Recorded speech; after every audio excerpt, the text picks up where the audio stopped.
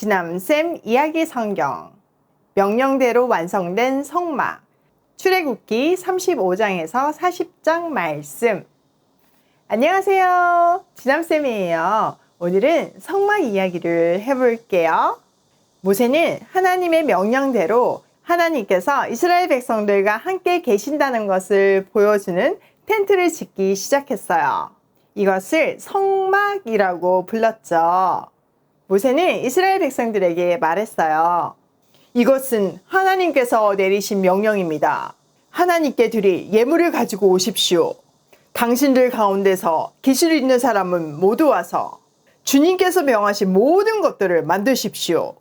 모세의 말을 듣고 그들은 마음에 감동이 되어서 갖가지 예물들을 가지고 주님께 나아왔어요.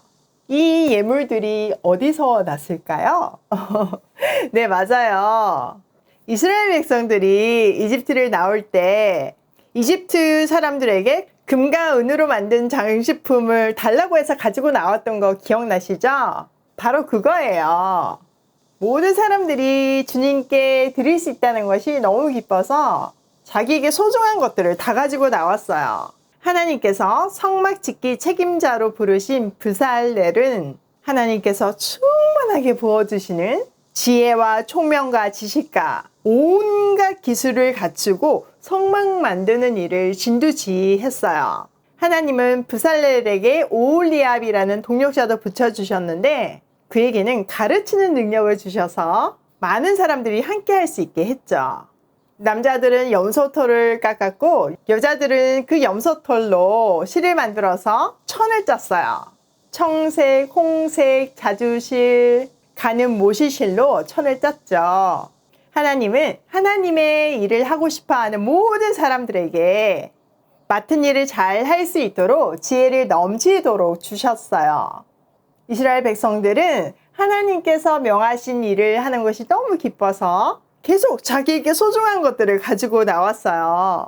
그것들은 하나님께서 명령하신 것을 다 하기에도 넉넉했고 오히려 남을 만큼 많았죠. 그래서 모세는 더 이상 가지고 오지 마시오 라고 명령했어요.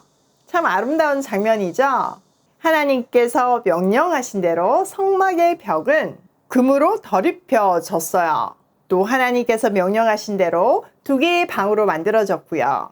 첫 번째 방에는 7개의 초를 꽂을 수 있는 금촛대가 있었고 금으로 입혀진 제단도 있었죠. 제단 위에는 항상 향기로운 향이 피워졌어요. 그래서 성막 안에 들어가면 항상 향기로웠답니다. 두 번째 방에는 언약궤가 있었어요. 언약궤는 아주 중요했죠. 왜냐하면 그 안에는 하나님께서 직접 새겨주신 2개의 돌판이 들어가 있었거든요. 그래서 아카시아 나무로 만든 뒤 순금으로 안팎을 입히고 둘레의 금테를 둘렀어요. 뚜껑에는 금을 두들겨서 만든 2 천사가 마주 보며 날개를 위로 쫙 펴서 속죄판을 덮는 모습을 하고 있었어요. 하나님의 명령대로 완성된 성막 안은 너무너무 아름다웠어요. 하나님은 이 성막 안에 아무나 들어갈 수 없다고 말씀하셨어요. 모세와 대제사장 아론과 그의 가문만이 들어갈 수 있었죠. 하나님의 말씀대로 성막과 예배를 책임지는 대제사장인 아론은 특별한 옷을 입었어요. 청색, 자색, 홍색 실로 짜서 만든 거룩한 옷이었죠. 그 위에는 에봇이라는 조끼 모양의 옷을 입었는데요. 이 옷은 금색, 청색, 자주색, 홍색, 가늘게 꼰 배실로 아주 정교하게 만들어졌어요. 옷 안에는 금방울과 수놓은 청색, 자색, 홍색의 석류를 번갈아 달았죠.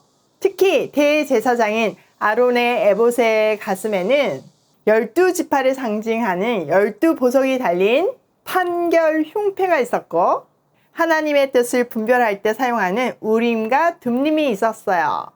하나님의 말씀대로 성막 바로 앞에는 구리로 만든 큰 물두멍이 있었죠.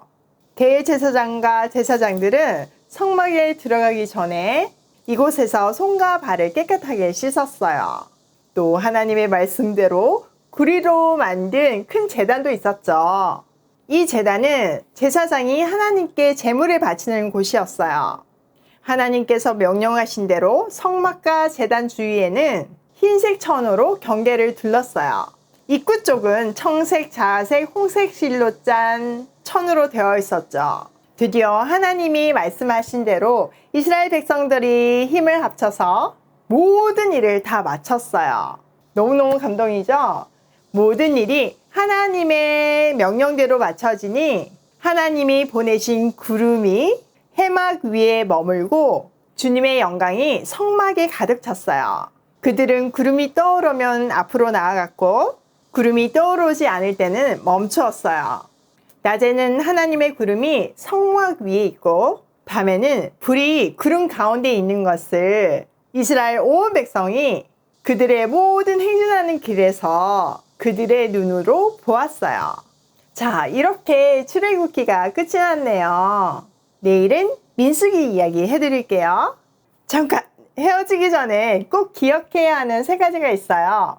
첫 번째, 하나님께서 일을 시키실 때는 지혜와 지식뿐 아니라 물질과 기술, 돕는 사람까지 다 붙여주세요. 두 번째, 하나님이 시키시는 일을 하면 기쁨이 넘친다. 세 번째, 하나님이 말씀하시면 가고 멈추며 살자. 내일 이 시간에 만나요.